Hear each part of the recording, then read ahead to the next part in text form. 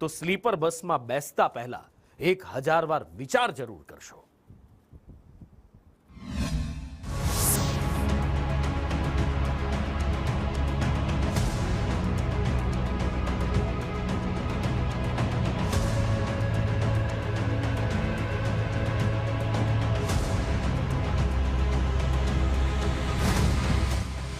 Sleeper bus સળગતા તાબૂત।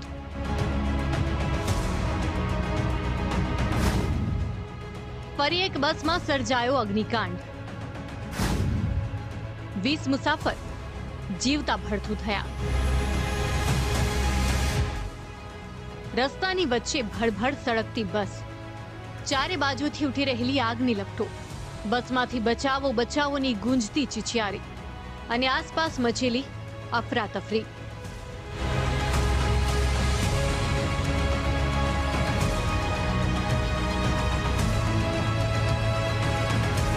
આ ખોફનાક દ્રશ્યો રાજસ્થાન જેસલમેર જોધપુર હાઈવેના છે। 14 ઓક્ટોબરના રોજ બપોરના સમયે સૂરજ એકદમ માથા પર હતો। રાજસ્થાનના જેસલમેર જોધપુર હાઈવે ઉપર ગરમ હવા ચાલતી હતી અને અચાનક હાઈવે ઉપર દોડી રહેલી ખાનગી એસી સ્લીપર બસમાં આગ લાગી। જોતજોતામાં આખી બસ આગના ગોળામાં ફેરવાઈ ગઈ। બસની અંદરના કેટલાક મુસાફરો પોતાનો જીવ બચાવવા માટે ચાલતી બસમાંથી કૂદી પડ્યા, પણ બધા લોકો જીવ બચાવવામાં અસફળ રહ્યા। આ દુર્ઘટના એટલી ભયાવહ હતી કે 20 લોકો જીવતા ભડથું થઈ ગયા, જ્યારે એક ઇજાગ્રસ્ત બાળકનું આજે હોસ્પિટલમાં મોત થયું, જ્યારે 4 જેટલા મુસાફરો હજુ પણ વેન્ટિલેટર ઉપર છે। આ દુર્ઘટના એટલી ભયાનક હતી કે મૃતદેહો બસમાં જ ચોંટી ગયા, કોલસામાં ફેરવાઈ ગયા।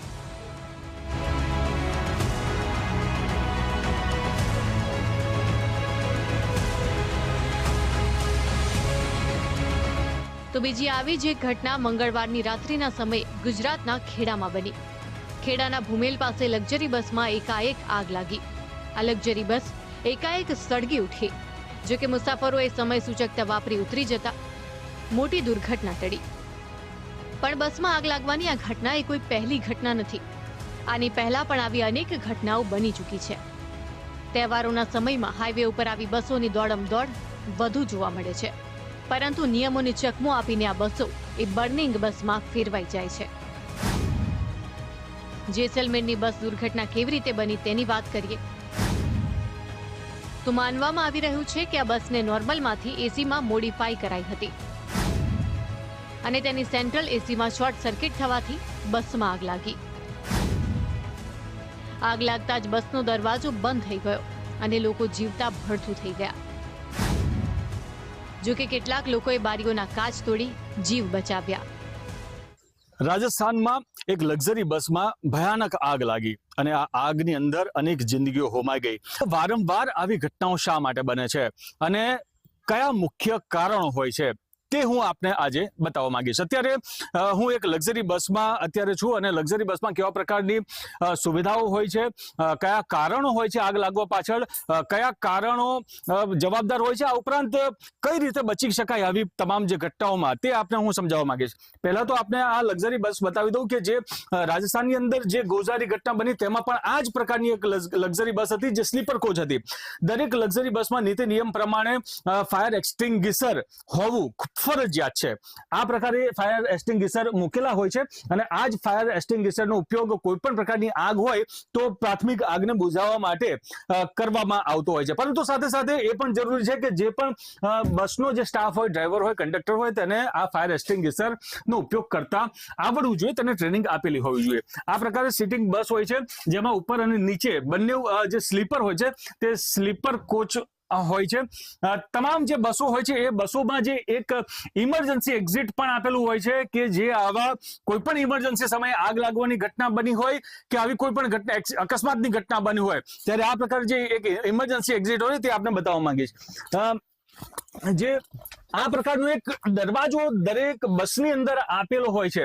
આ દરવાજો જે હોય છે એ દરવાજો આ ખોલતાની સાથે જ અહીંયાથી તમે ઇમરજન્સી કોઈ પણ ઘટનાઓમાં અહીંયાથી બહાર નીકળી શકો છો। સૌથી મહત્વની અહીં આગળ વાત એ પણ છે કે આ પ્રકારની જે ઘટના છે, મુખ્ય કારણો ઉપર વાત કરીએ તો કારણોમાં ક્યાંક મહદ અંશે જે પણ જે પેસેન્જર બેઠેલા હોય છે તે પેસેન્જરોએ પણ નીતિ નિયમનું ખાસ પાલન કરવાનું હોય છે.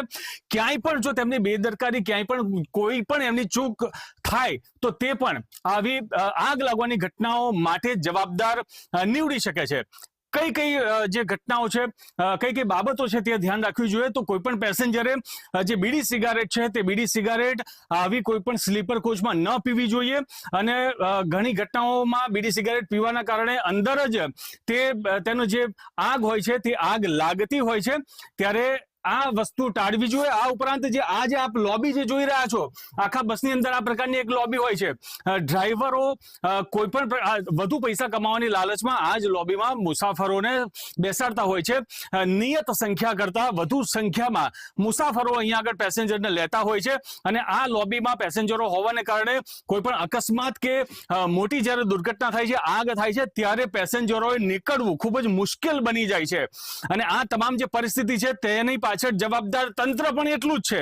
સરકારી તંત્ર, તેમાં ટ્રાફિક પોલીસ અને આરટીઓ વિભાગ, આ બંને આ તકેદારી રાખવી જોઈએ. તમામ જે બસ હોય છે તે બસમાં પૂરતા નીતિ નિયમોનું પાલન થયું છે, તેમાં ફાયર એક્સટિંગ્વિશર છે કે નહીં, તેમાં પૂરતા પેસેન્જર બેસાડવામાં આવ્યા છે કે નહીં, પેસેન્જર નિયત સંખ્યા કરતા વધુ બેસાડવામાં આવ્યા છે, કયા નીતિ નિયમોનું પાલન નથી કરવામાં આવ્યું, કયા નીતિ નિયમો તોડવામાં આવ્યા છે.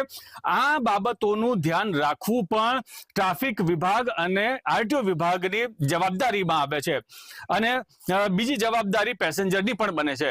જો સૌ કોઈ પોતપોતાની જવાબદારી નિભાવશે તો ચોક્કસથી આવી જે ઘટનાઓ બને છે તે ટાળી શકાય. આ સાથે જ ફાયર અધિકારીએ બસના ડ્રાઈવરો અને ક્લીનરોને પણ દુર્ઘટનાઓ ટાળવા કેટલીક બાબતોનું ધ્યાન રાખવાનું સૂચન કર્યું છે. જે બસના ખાસ આગ લાગવાના કારણો બેટરી ટર્મિનલ જે છે, અથવા બસની અંદર વધારે પડતું કોઈ વાયરિંગ થયું હોય, એના કારણે આ શોર્ટ સર્કિટ થતા હોય છે, આગ લાગવાના કારણો બનતા હોય છે. ખાસ જે બેટરી ટર્મિનલો જે છે એ બસના જે પણ માલિક કે આ બસના વપરાશકર્તા ડ્રાઈવરો છે એમને ચેક કરી લેવાના છે. સમય પર એને મેન્ટેનન્સ કરાવવાનું છે. જ્યારે પણ એવું બસમાં જણાય છે ધુમાડો નીકળે યા ગરમ થાય છે, તરત જ બસ સાઈડ પર રાખી એનું તપાસ કરવાની છે. સમય પર એનું મેન્ટેનન્સ, સમારકામ થશે તો આવા બનાવ બનશે નહીં. આવી બસો રસ્તા ઉપર કેવી રીતે આવે છે તેની વાત કરીએ તો સૌથી પહેલા તો બસના ચેઝિંગ ખરીદવામાં આવે છે. જે બાદ બસની બોડી ઉપર કામ થાય છે. બોડી બનાવતા કેટલાક નિયમોનું પાલન કરવાનું હોય છે, જેમાં સીટોની સંખ્યા, બસની સાઇઝ વગેરે. પછી 3 જેટલી તપાસ એજન્સી પાસેથી તેના સર્ટિફિકેટ લેવામાં આવે છે. પરંતુ આવી બસોમાં બધો જ ખેલ એ બોડી મેકિંગ દરમિયાન જ થઈ જાય છે, જેમાં કેટલાક લોકો કાગળ ઉપર બસની સાઇઝ, સીટોની સંખ્યા જુદી બતાડે છે અને હકીકતમાં સંખ્યા કંઈક જુદી હોય છે. મોટા ભાગે બસની ડિઝાઇનમાં 13 મીટર સુધી મંજૂરી મળે છે, પણ તેને 15 મીટર સુધી બનાવી દેવાય છે. તો કેટલીક બસોમાં ફાયર એક્ઝિટ જેવી સુવિધાઓ પણ નથી હોતી. આ સાથે જ ટેક્સ બચાવવા માટે અન્ય રાજ્યોમાં બસોનું રજીસ્ટ્રેશન કરાવે છે, પછી નેશનલ પરમિટ લઈ બીજા રાજ્યોમાં બસ ચલાવે છે. આમ નિયમોની એસી તેસી કરી તૈયાર કરાતી આ બસ એ આગળ જતા સળગતા તાબૂત જેવી બની જાય છે. તો આગામી દિવાળીનો તહેવાર આવી રહ્યો છે, જેને લઈને પણ ફાયર અધિકારીએ ફટાકડાને લઈને પણ જરૂરી માર્ગદર્શન આપ્યું છે કે ફટાકડા ફોડતી વખતે શું ધ્યાન રાખવું. સૌપ્રથમ તો જે ફટાકડાનો જે સંગ્રહ કરીએ છીએ એ એવી જગ્યા પર કરીએ કે જ્યાં કોઈ સ્પાર્ક ન મળે, જેની આસપાસ જ્વલનશીલ પદાર્થ ના હોય, કોઈ શોર્ટ સર્કિટ એવી કે સુરક્ષિત જગ્યા પર સ્ટોરેજ કરવાનું છે. અને જ્યારે ફટાકડા ફોડીએ ત્યારે પણ ખુલ્લી જગ્યા ઉપર ફટાકડા ફોડવાના છે. સ્ટાન્ડર્ડ ફટાકડા સાથે રાખવાના છે. નાના બાળકો જ્યારે ફટાકડા ફોડતા હોય તો એમના ઉંમરના એજ પ્રમાણેના ફટાકડા ફોડે, સાથે વડીલો પણ સાથે એમની સાથે રાખે. ફટાકડા ફોડતા સમયે આપણે કોટનના સુતરાઉ કપડાં જ હંમેશા પહેરવા જોઈએ. સુરક્ષિત અને સેફ ડિસ્ટન્સ રાખવાનું છે. જે ફટાકડા એકવાર આપણે ફોડવા માટે પ્રયોગ કર્યા અને જો નથી ફૂટ્યા તો એને તપાસ કરવા જવાનું નથી કે એને જોવા માટે જવાનું નથી. એ રીતે સુરક્ષિત ફટાકડાઓ ફોડવાના છે. ખાસ જ્યારે ફટાકડા ફોડતા હોય ત્યારે પાણી ભરેલી બકેટ નાની આસપાસ રાખવાની છે. ખેર, આમાં હકીકત જોતા તમને સમજાઈ ગયું હશે કે બસમાં બેદરકારીની આગ છે, લાલચની આગ છે, જે ગમે ત્યારે લાગી શકે છે. અને તેના જ કારણે રોડ રસ્તા ઉપર ચાલતી બસો એ સળગતા તાબૂત જેવી બની ગઈ છે. ત્યારે હવેથી જ્યારે પણ તમે આવા કોઈ તાબૂતમાં મુસાફરી કરવાના હો તો કેટલીક વસ્તુઓ ચોક્કસથી ચેક કરી લેજો, નહીં તો તમે પણ આવી કોઈ દુર્ઘટનાનો ભોગ બની શકો છો. Bureau report,